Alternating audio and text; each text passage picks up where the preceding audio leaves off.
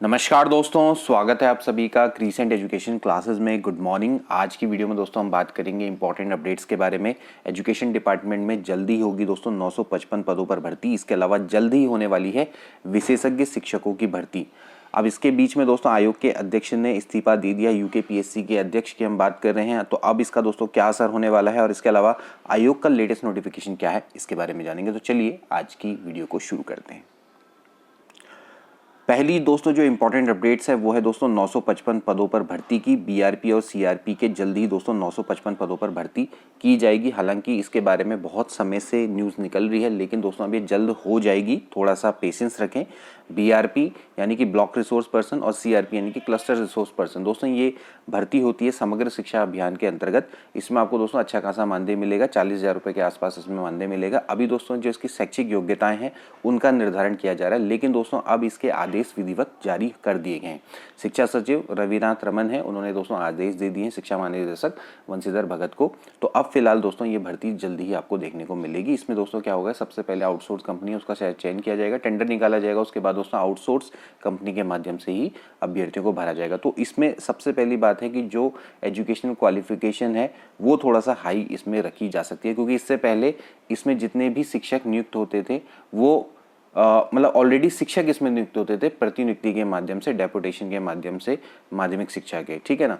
तो ये दोस्तों यहाँ पर अभी फिलहाल न्यूज़ है। तो अभी आप देख सकते हैं कि सरकार ने शिक्षा विभाग को ब्लॉक और संयुक्त संदर्भ व्यक्ति यानी कि बीआरपी सीआरपी के आउटसोर्स आधार पर नियुक्ति को मंजूरी दे दी है। इसमें बीआरपी के 285 हैं और सीआरपी के 670 पद हैं और कई वर्षों से कानूनी पेच और विभागीय विवादों से इन पदों पर नियुक्तियां लटकी हुई थी। शिक्षा सचिव रविनाथ रमन ने राज्य परियोजना निदेशक समग्र शिक्षा वंशीधर तिवारी को इस संबंध में कार्रवाई शुरू करने के आदेश दे दिए हैं, ठीक है। और आउटसोर्स से नियुक्त होने वाले कर्मियों की सेवा अवधि केवल परियोजना की अवधि तक ही रहेगी। योजना समाप्त होने के बाद उनकी सेवाएं स्वतः ही समाप्त हो जाएगी। तो राज्य परियोजना निदेशक समग्र शिक्षा अभियान तिवारी ने बताया कि बीआरपी सीआरपी की नियुक्ति में पात्रता और अनुभवों के कड़े मानक तय किए जा रहे हैं। इनकी जिम्मेदारी बेसिक और जूनियर स्तर पर शिक्षण में मदद की होगी, ठीक है ना, और इसलिए उनके लिए शिक्षक के समान ही मानक रखे जाएंगे। तो आप देख सकते हैं कि इसमें दोस्तों जो एक टीचर के मानक होते हैं वही इसमें रखे जाएंगे। इसमें आपसे बीएड मांगा जाएगा, ग्रेजुएशन मांगा जाएगा, हो सकता है आपसे टीईटी क्वालिफाई भी मांगा जाए। तो जितने भी आपके टीचर्स के मानक होते हैं, स्टैंडर्ड्स होते हैं, वही दोस्तों इसमें माने जाएंगे। इसके अलावा हो सकता है कि जो एमएड जिन्होंने किया हो उनको वरीयता दी जाए। तो सामान्य शैक्षिक योग्यता के संग उच्च शिक्षा की उपाधियों के लिए अतिरिक्त देने का भी प्रावधान होगा। तो यही दोस्तों यहाँ पर साफ साफ आपको दिख रहा है कि हायर एजुकेशन में आपको वेटेज आपको दिया जाएगा। तो इसमें गुणांक के आधार पर सिलेक्शन होना है। अगली इंपॉर्टेंट अपडेट दोस्तों जो कि है स्पेशल शिक्षकों के लिए यानी कि विशेषज्ञ शिक्षकों के लिए। तो यहाँ पर देखिए दिव्यांग बच्चों के लिए स्कूलों में विशेषज्ञ शिक्षक रखना अनिवार्य। अब देखिए यहाँ पर अब जो स्कूल हैं उनमें जो दिव्यांग बच्चे हैं उनके लिए स्पेशल एजुकेशनल मतलब कि जो स्पेशल एजुकेशन धारित जो टीचर होते हैं उनको रखना अनिवार्य हो जाता है। यानी कि जिन टीचर्स ने डीएड किया हुआ है तो उनके लिए तो दोस्तों अब भर्ती के रास्ते खुलने जा रहे हैं। अभी हाल में दोस्तों कुछ भर्तियां आई भी थी और उसमें अप्लाई भी किया होगा आप लोगों ने, लेकिन अब जल्दी और भी दोस्तों यहाँ पर भर्तियाँ निकलेंगी। तो आप देख सकते हैं कि यहाँ पर अब जो जितने भी आपके फिजिकली हैंडीकैप बच्चे हैं उनके लिए विशेषज्ञ शिक्षकों को रखना अनिवार्य है। तो जिन अभ्यर्थियों ने डीएड किया हुआ है या विशेष शिक्षा में बीएड किया हुआ है तो उनके लिए अब यहाँ पर बहुत बड़ा मौका निकल के आएगा। तो स्कूलों में को अब दिव्यांग छात्रों के लिए विशेषज्ञ शिक्षक अनिवार्य रूप से नियुक्त करना होगा। उत्तराखंड बाल अधिकार संरक्षण आयोग ने स्कूलों के लिए 5 बिंदुओं की गाइडलाइन जारी कर दी है। इसके तहत स्कूलों में दिव्यांगों के लिए अनुकूल वातावरण है या नहीं इसका प्रमाण भी देना होगा। हाल में ही दून में कुछ स्कूलों की ओर से अंतर्राष्ट्रीय खिलाड़ी होप थेरेसा डेविड को दाखिला नहीं देने का मामला सामना आया था और इस मामले में आयोग ने इन स्कूलों को नोटिस जारी किया था, ठीक है ना। और भविष्य में किसी बच्चे के साथ इस प्रकार का भेदभाव ना हो इसके लिए आयोग ने स्कूलों को गाइडलाइन जारी की है। तो आप देख सकते हैं कि दोस्तों अब यहाँ पर जो दिव्यांग छात्र हैं उनके लिए शिक्षकों को नियुक्त किया जाएगा अनिवार्य रूप से, ठीक है ना। तो यहाँ पर आप देख सकते हैं कि कुछ बाल अधिकार संरक्षण आयोग हैं, इन्होंने गाइडलाइन जारी की है और इस गाइडलाइन को निभाते हुए जल्दी ही विशेषज्ञ शिक्षकों की नियुक्ति भी की जाएगी यहाँ पर। तो स्कूलों को दिव्यांगजन फ्रेंडली का प्रमाण भी अब देना होगा। ये सारी चीज़ें गाइडलाइन में लिखी गई हैं। इसके बाद दोस्तों एक और महत्वपूर्ण न्यूज़ है, हालांकि ये कल ही आ गई थी। तो विवादों से घिरे लोक सेवा आयोग के अध्यक्ष ने पद से इस्तीफा दिया। हम बात कर रहे हैं यूकेपीएससी के अध्यक्ष डॉक्टर राकेश कुमार की। इनका हालांकि 6 साल का कार्यकाल था और इन्होंने 18 महीने में छोड़ दिया। 20,000 पदों पर दोस्तों भर्ती होनी है। तो इनका दोस्तों ये जो छोड़ा, मतलब कि जो इन्होंने अपना पद छोड़ दिया है, तो ये इसका जो कारण है एक्सेसिव प्रेशर माना जा रहा है कि जो भर्तियों का बहुत सारा दबाव है। हालांकि इन्होंने व्यक्तिगत कारणों से इस्तीफा दिया है, लेकिन फिर भी ये माना जा रहा है कि जो इनके ऊपर बहुत ज़्यादा दबाव है, इस कारण से इन्होंने यूकेपीएससी के अध्यक्ष से इस्तीफा दे दिया। ठीक है, हालांकि इसमें ये आयोग का ये भी मानना है कि आयोग पे एक्सेसिव प्रेशर तो था ही, लेकिन मानव संसाधन बिल्कुल भी नहीं दिए गए, जो कि मैंने आपको दोस्तों बहुत पहले वीडियो में बताया था कि प्रेशर और जिम्मेदारी तो दे दी है। यूके से लेकर सारी भर्ती परीक्षाएं यूकेपीएससी को दे दी गई, लेकिन साथ ही साथ मानव संसाधन नहीं दिए गए। कहने का मतलब है कि एक्स्ट्रा आपको मैन फोर्स नहीं दी गई।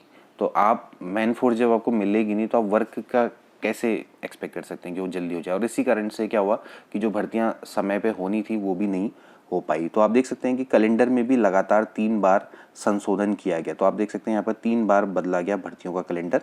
आयोग की भर्तियों की जिम्मेदारी तो दे दी गई, लेकिन सरकारी सिस्टम की सुस्ती से 20,000 से ज़्यादा पदों की भर्तियों का अध्याचन तेजी नहीं पकड़ पाया। आयोग ने 3 बार कैलेंडर जारी किया, इसके बावजूद भी कई भर्तियाँ तय तिथियों के हिसाब से नहीं निकाल पाई और अभी भी भर्तियों के प्रस्ताव शासन में ही लटके हुए हैं। आयोग अध्यक्ष ने जिम्मेदारी संभालने के बाद भर्तियों के लिए तो तेजी दिखाई, समूह गौ की भर्तियों के लिए उसी अंदाज में काम करने की कोशिश की गई।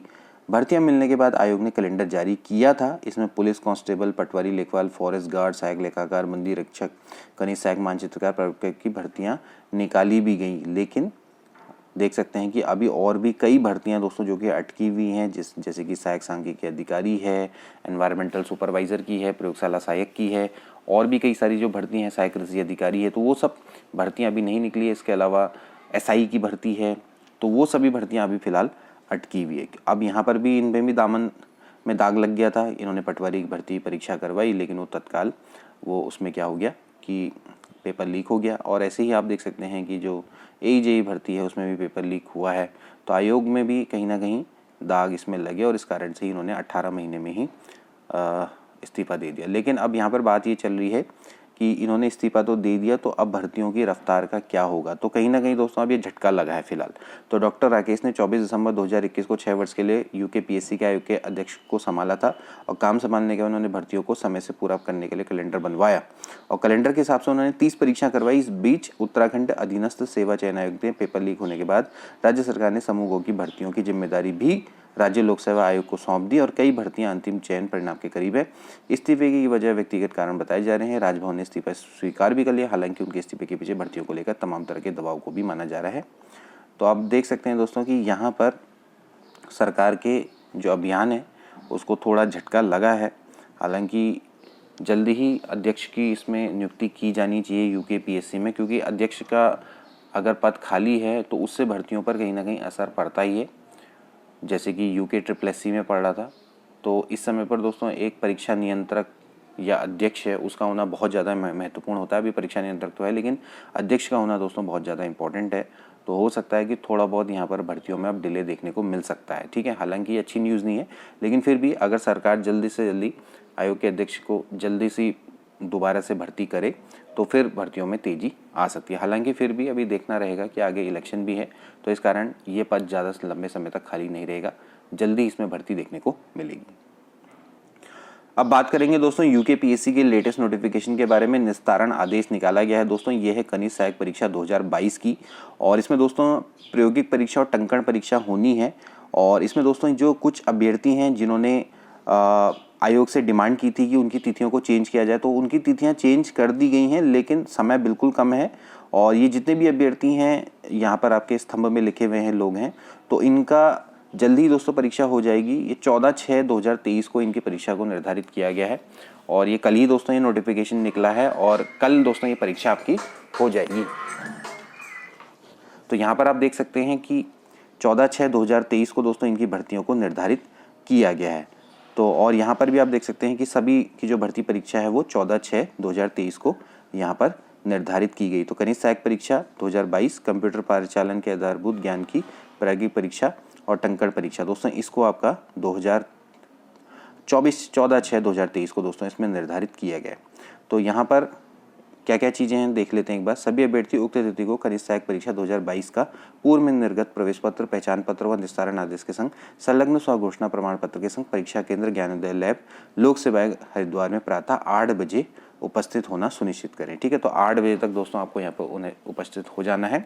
इसके अलावा ये क्या कह रहे हैं कि श्री अमित उपाध्याय अशोक बावरा द्वारा ईमेल के माध्यम से प्रेषित प्रत्यावेदन में अपना अनुक्रमांक उपलब्ध नहीं कराया गया है, अतः उक्त 2 अभ्यर्थियों को इस शर्त के अधीन की परीक्षा 14/6/2023 को कनिष्ठ सहायक परीक्षा 2022 का पूर्व में निर्गत प्रवेश पत्र, पहचान पत्र और निस्तारण आदेश के संग संलग्न स्वघोषणा प्रमाण पत्र के संग परीक्षा केंद्र ज्ञानोदय लैब लोक सेवा हरिद्वार में प्रातः 8 बजे उपस्थित होना सुनिश्चित करेंगे। ठीक है, तो ये भी दोस्तों परिवर्तन इनमें अनुमति किया गया, मतलब इन 2 व्यक्तियों को भी बुलाया गया है। तो 14/6 यानी कि दोस्तों आज डेट है 13, कल को दोस्तों ये टेस्ट होने वाला है। तो फिलहाल दोस्तों आज की वीडियो के लिए इतना ही, मिलते हैं अगली वीडियो में। Good bye.